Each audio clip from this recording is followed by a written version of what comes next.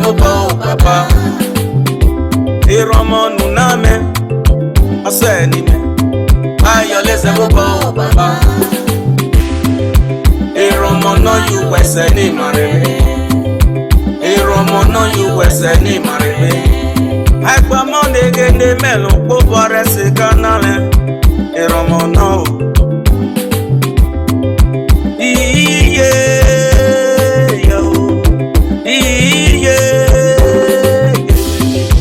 Iye. Iye. Weba jemoni yena. Osa to disk. Osa sime.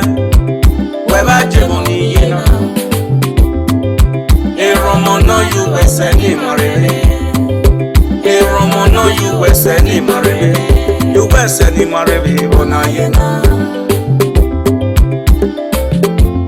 Iromo no emi rapieru ore pepole. Ono basha you weta kaloma.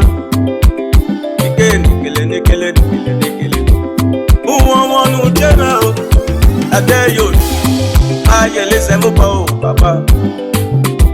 Iromo nuna meye aseni me. Ayo lese mo papa. Iye weba jemoni yena. Weba jemoni yena. Weba jemoni yena. Weba jemoni yena. Odesenu Iromo no. Odesenu Iromo no. Odesenu Afiame ne ba chicken. Osekpe mega yaya. Wesege itono. Afiame ne ba chicken. Osekpe mega yaya. Wesege itono. Afiame ne ba chicken.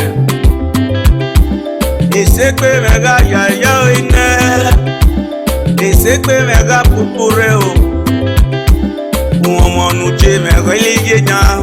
Modepo me na kpi yaga me o. Modepo me na kpi yaga me. Uomo nuche me o. Odeyo. Ayo lese mo papa. Iromo nunama. Osenima. Ayo lese mo papa. Iye. Weba jemoni yena.